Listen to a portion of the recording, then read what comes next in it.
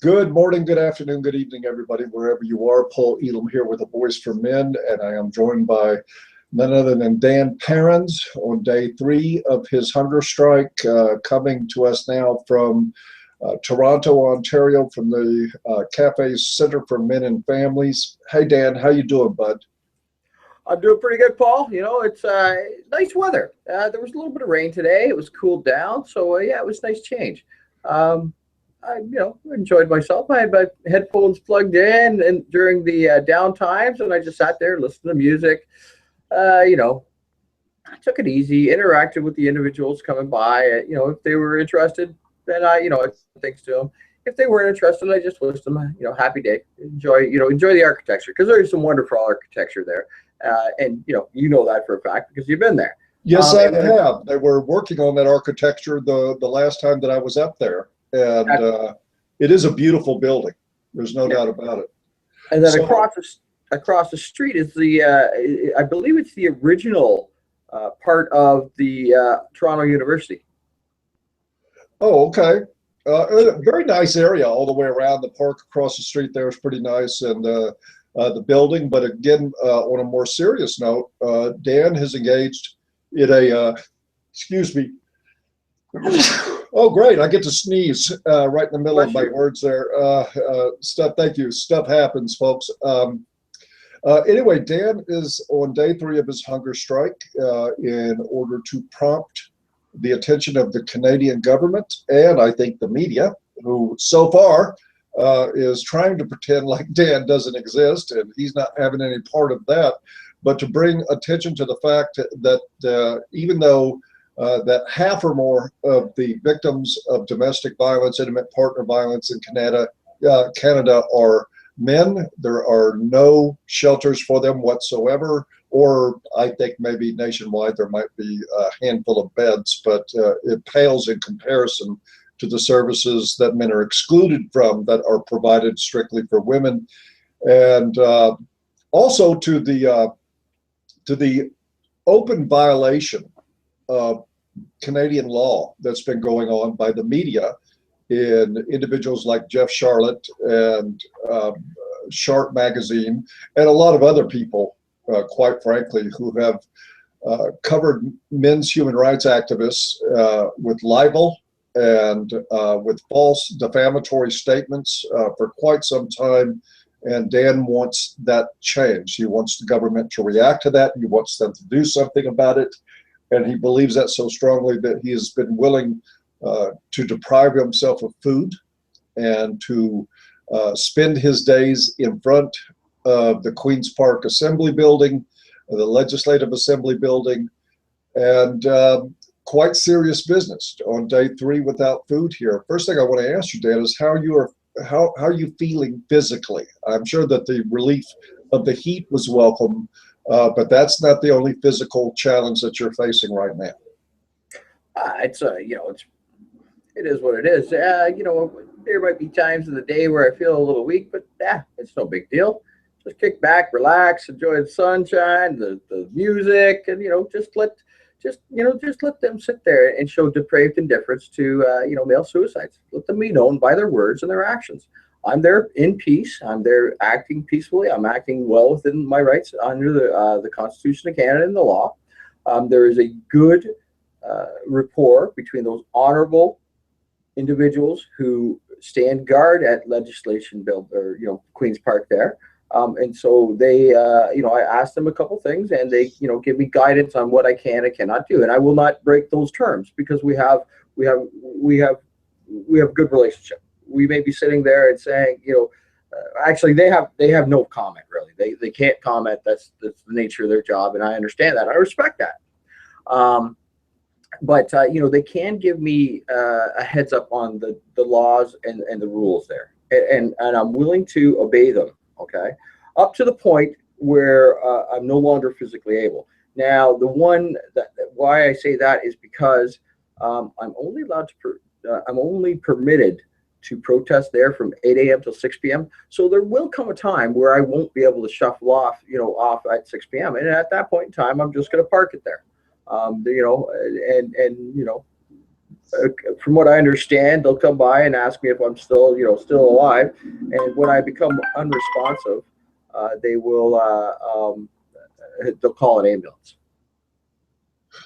Okay, now is there, first thing, before I forget, that I think we need to acknowledge is that there are some human rights advocates in Toronto area, ironically enough, some of whom can't be named here because of the very problems that Dan is trying to bring attention to. They're quite afraid of being libeled and being publicly damaged. But I did want to send out a shout out of thanks to those individuals. You know who you are, who are bringing Dan drinks and making sure that he is okay as much as possible. You guys are doing great work there to support this. But moving on from that, Dan, now is there, Canadian law actually pretty darn well. Now is there provisions where they may take the action of arresting you or otherwise incarcerating you, either in a jail or some sort of psychiatric facility or whatever, once you become too weak to move? Well, I suppose they could try and force feed me, but I'm gonna put a DNR on myself. Okay, do not resuscitate. All right, that's this is the gravity of the situation. We ask good men and women to protect us, and we are failing them. I'm talking about the first responders, the fire department, the ambulance, the police. We ask our military personnel to, protect us, and we're not protecting them. So I'm a firm believer that, while they are doing their job, and we may not agree with what they are asked to do, we still should support them. We keep the home fires burning for them. Right? They have the home front. We'll take care of the home fires. We should be, but we're failing that miserably. So, Kathleen Wynne, those who protect you, you're letting them dig their own graves. You should be well aware of that, Ms. Wynne, Premier Wynne, and that is absolutely deplorable behavior. It is unacceptable to this citizen and many citizens out there. And to be clear, Ms. Wynne is the Premier of the province of Ontario. We know for a fact that she's been notified of the situation there. So far, no response from her. Let me ask you a question, Dan. This may be a bit of a tough one, but to let you know, I've gotten a lot of inquiries, and they're increasing, about your well-being and expressions of concern, a lot of expressions of support, but I've also had people question this method. And I'm not questioning it. This question is not coming from me. But I want to give you the opportunity to answer people who might be saying, look, we need Dan alive, not dead. Dan's more good to us, to the cause, and to his family. I mean, I had to throw that in there, but I'm just repeating what I'm hearing. People are saying that they believe in your cause and what you're doing, but that they don't support this drastic of action. What do you tell those people? Do you have something? I respect their choices. I respect their choices. However, I walked 75 miles. The populace is behind us. The government isn't. Okay, so how do we motivate the government? Well, we can kind of get at their voting base, and this is one way of getting at their voting base.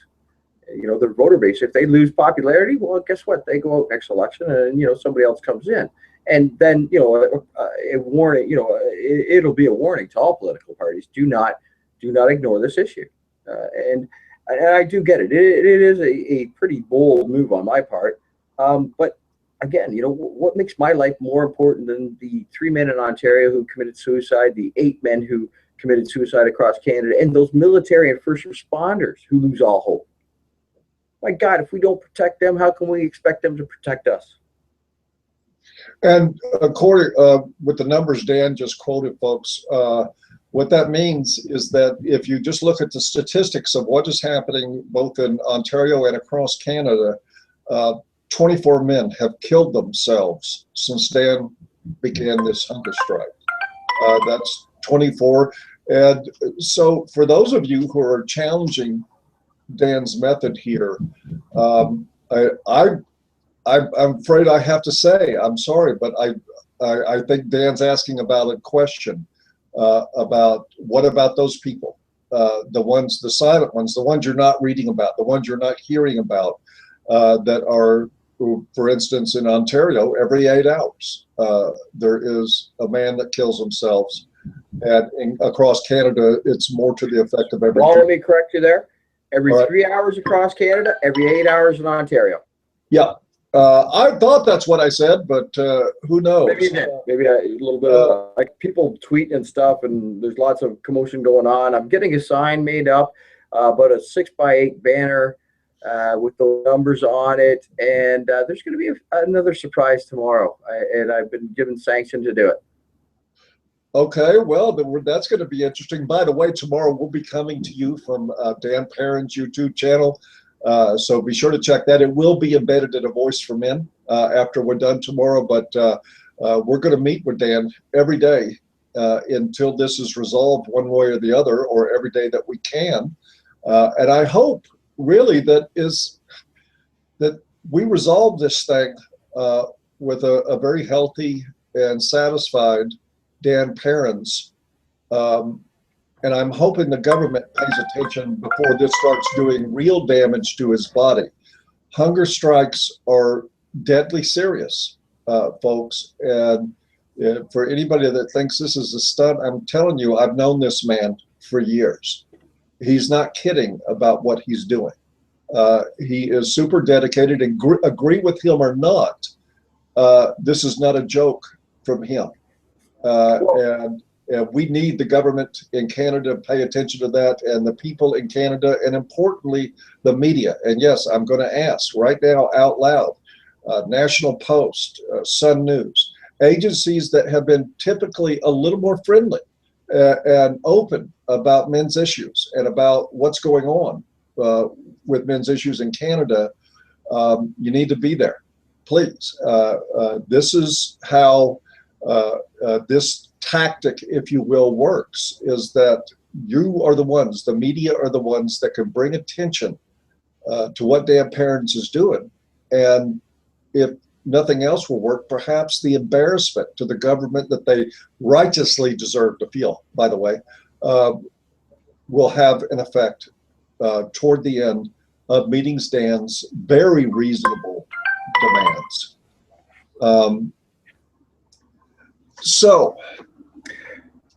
Yeah, my basically, part of the where my life is kind of hanging there is with the media, and really you shame yourselves. CBC, you're right there. You had the prime opportunity to interview me and find out about facts. Taxpayers' money pay for your jobs. Why aren't you reporting on this? Like, really, you desert are you committing fraud? That's my question, really, because you kind of paid to report on important news in Canada there, and you're not doing it. You're refusing to do it. So to me that seems like kind of fraud. Newsworthy stuff right there, handed to you on a silver platter. I was right there. The video is out there, and you're refusing to report it. So I guess that's your choice. And please let the Ontario taxpayers know. They should vote with their dollars. Now, currently the CBC is under attack, and they're trying to reduce funding. Well, I'm starting to lean to the side of, what, maybe they shouldn't get any funding at all. And for people to know, there has been multiple contacts, emails, tweets to different news agencies in Canada, and I mean dozens of outlets, not just 2 or 3 of the big ones, but across the board. And so far, shamefully, there's no response. Hopefully that will change after the weekend. It certainly needs to change, but there is nobody in the news media that can claim ignorance of this issue anymore either, because they do know what's happening. So let's be very, very certain about that. Well, I had a nice little conversation with CP24 this morning too. And, I made sure to record that conversation. I like to keep, things honest here, so they can't say, oh, we didn't know about it. So I recorded that conversation. And any of those news groups that I run across, I will record the conversations. The Canadian public needs to know the truth here. And if they're not willing to report on the depravity of numbers of or depravity of lack of help for men who are going through hell, a lot of that help comes from the family courts, from dishonest lawyers and judges who are willing to capitulate to ideology instead of following the mandate of the court, the family courts there, which is in the best interest of the child. And study after study, has shown that it's in the best interest of the child to have a healthy relationship with both parents after a divorce. And because because there's some lying going on, and it's as I understand it, I've heard that they know full well what lies are going on, but they even some of them are probably ideologically driven, and some are probably afraid of these nasty cretins who would libel and slander people for advocating for human rights. That's all we're advocating for is human rights. Okay, I'm a men's human rights advocate because they're at the deficit here in Canada. Okay. And I recognize that in other parts of the world, shit, a tyrant don't care whose back he breaks to or she breaks to, get their gold or their oil or whatever. Just so folks know, as you're talking, Danny, they're hearing your phone go off in there. That is that is a problem. Okay, I will turn it. No, it's not a problem. I just want people to know that that's how active your Twitter account is right now. A lot of those tones that you're hearing are Dan's Twitter account.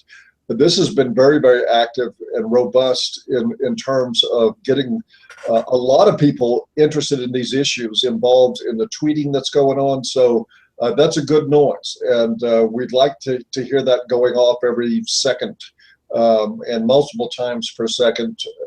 So if you have a large Twitter following, or even if you have 10 followers, please go look for the hashtags I stand with Dan and Hunger Strike, and you would find a bunch of other hashtags. There is a lot of people participating in this. Dan, let me take a diversion for a moment and ask you about how Jeb is doing.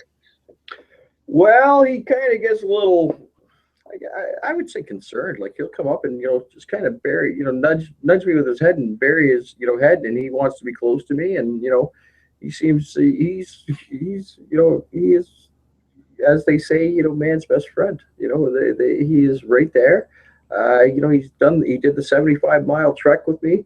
I'll be honest, on Thursday night when I had to make the call to travel through the night instead of through the next day, I was gauging how he was walking, and I was figuring out whether I would have to dump everything in my knapsack and put him in the knapsack and carry him. Oh boy.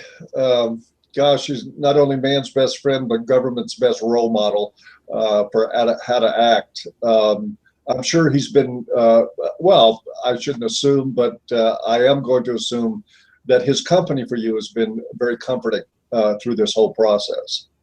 He brings a smile on my face. And when the tourists come by, I work them with his tricks. So, I keep it light. And, geez, there's no reason to, make people angry. They got, there's no reason to make them angry with me. Let them be angry. Let the blame fall where it should, and that's with our elected officials. They're the ones who knew in 1995 there was a commission paper saying, hey, we need to start paying attention to male suicides, and they ignored it. So they are culpable for each and every suicide. Man, I can't say each and every one, but for a large portion of those suicides, doing nothing. They were grossly negligent, maliciously negligent. Across Canada. And Movember puts in $12 million for men's mental health, which is more than the Canadian government has put in at least for around 8 to 10 years. What does that say?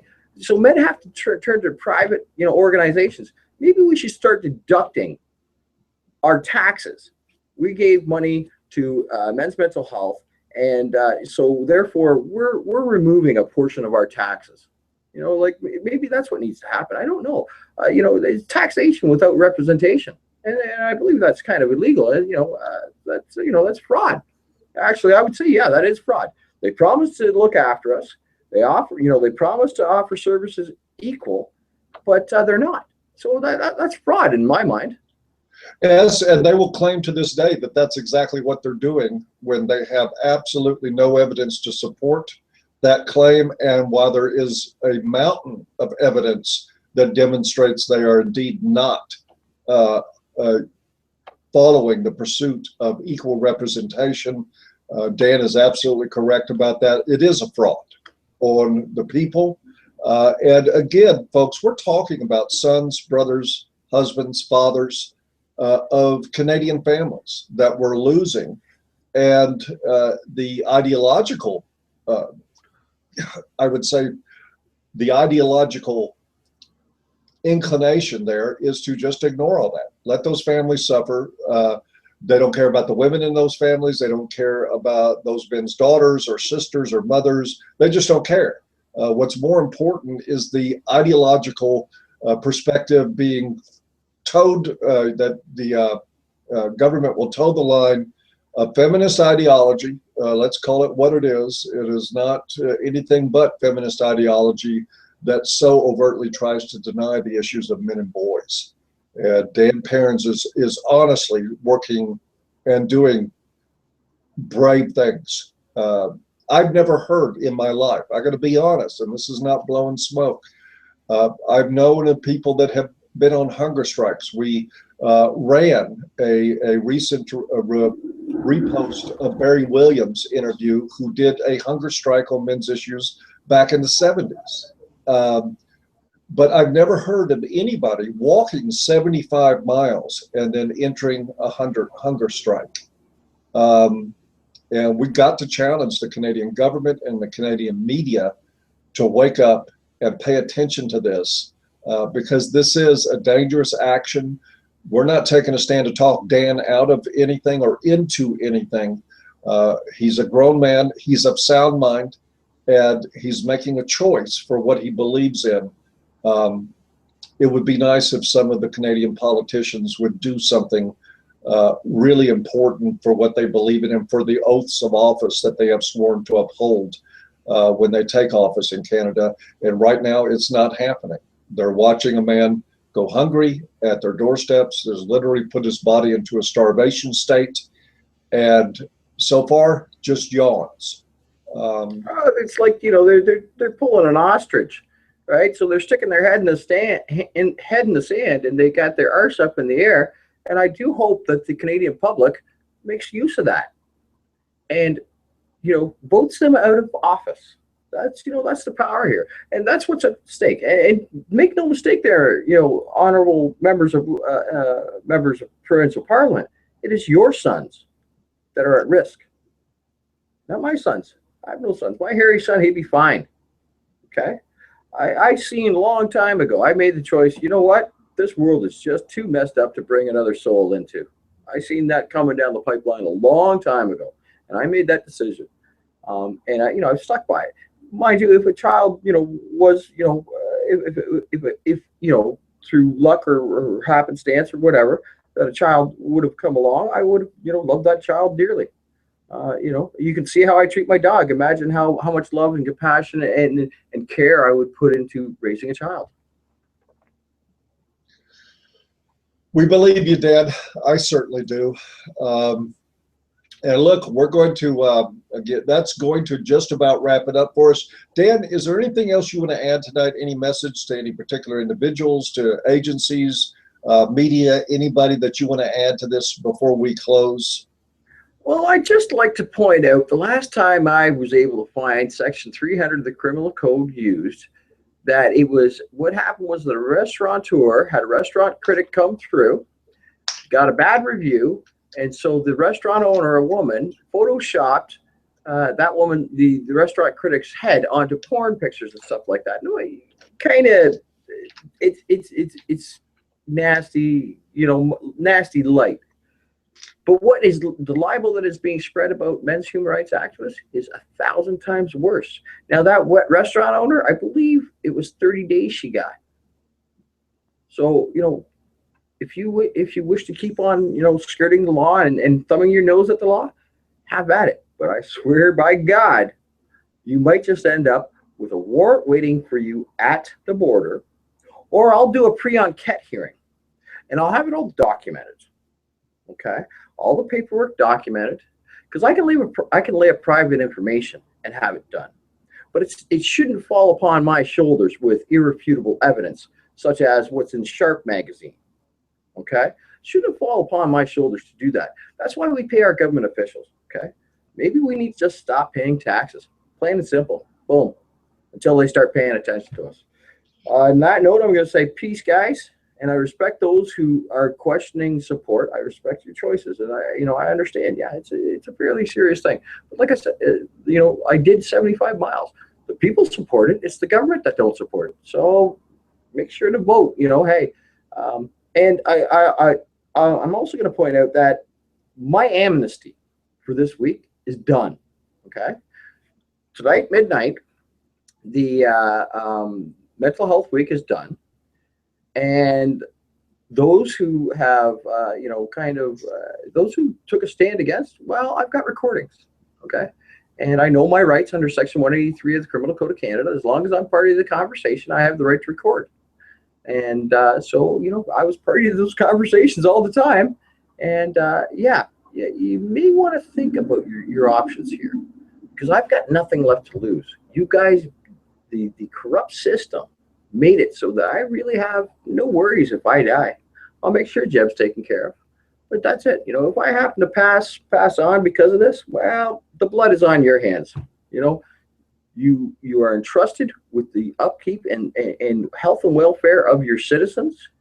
And if you don't do it, well, then you're a fraudulent organization. And I say, get on out of Canada. Leave Canada, because there was great people who built this country. And Diefenbaker said, we must vehemently protect these. Diefenbaker was a former prime minister in 1963, but I believe, paraphrasing here, he said, we must vehemently protect these human rights from enemies outside and within our borders. And I see a lot of these politicians being enemies to human rights. Well said, Dan.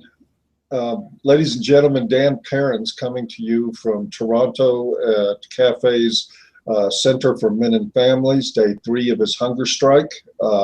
We will be back tomorrow for day 4. We will be hoping there's not a day 5 or a day 6 or anything other than that. One of the things is regardless of my personal opinion on Dan's choices and his decisions, that we're going to hold fast to here is that this is on the Canadian government. These men are dying every day. People are being maligned. And I don't say that for myself. I don't care what somebody like Jeff Charlotte writes about me. I mean, for God's sake, he's a man who claims that his being Jewish is a license to mutilate babies. I don't care what people like that write about me. But Dan Perrins obviously does care about this, and he has the right under Canadian law to expect justice in return for being libeled so openly. And we certainly support that happening. One more reminder, tomorrow we will be coming from Dan Perrins' channel. We'll be coming to you about the same time. These meetings are not happening exactly on the hour. They will still be there for everybody to see, and they will be embedded on A Voice for Men, each and every one of them. And we hope you show up, and we hope you especially go into Twitter, follow the hashtags I Stand With Dan and Hunger Strike. You will see a series in those hashtags of tweets that have gone out to the Canadian media, to the Premier of Ontario. Please retweet those over and over again. Send them out. Do not let them look the other way. And just count on the fact that indifference to the pain and suffering of men and boys will get them through this unblemished. Don't allow that to happen, because in that sense, it's on all of us to make sure that people pay attention. I want to thank you for this. And Dan, thank you for what you're doing and what you've always done. For the 75-mile walk, for this, for all the things over the years that I've seen you do over and over again, including the under-publicized amount of work you've done reaching out to homeless men in your area. You're a very, very good example to all of us, and we love you and appreciate what you're doing. Actually, Paul, you know what? You just gave me a really good idea. I'd like to start providing my lunch to the homeless people. If they want us, if a homeless person wants to come by, let's see if we get a little fun together and offer them a sandwich or two. I wouldn't mind doing that. I got no problems watching them eat. I'm good with that. Good. And I know there are MHRAs that are supporting you and helping you there. Anybody wants to know how they can provide lunch money for a homeless person that will be eating a lunch in the stead of Dan taking on nutrition himself, please contact Dan or myself or the Canadian Association for Equality. About speaking for them, but I'm sure that they will be happy to pass along information and to help out with an effort like that. Dan is offering his food to others, typical for Dan Perrins. What can I say? He's a humbling kind of guy to be around, and it's pretty amazing. But with that, I will say good night. We'll have more details tomorrow, again, coming to you from Dan Perrins' channel on YouTube. Don't forget, special announcement tomorrow, folks, okay? Special announcement. I've been given sanction to do something, so special announcements tomorrow. And I have no idea what they are. People think that I know. They're wrong. I don't know. Dan hasn't told me a thing, and I can guarantee you, well, once he's decided that he's not going to tell me until it's announced, he won't tell me. So with that, we'll wish everybody a good evening, and we'll see you here tomorrow at the same time. Take care. Bye-bye.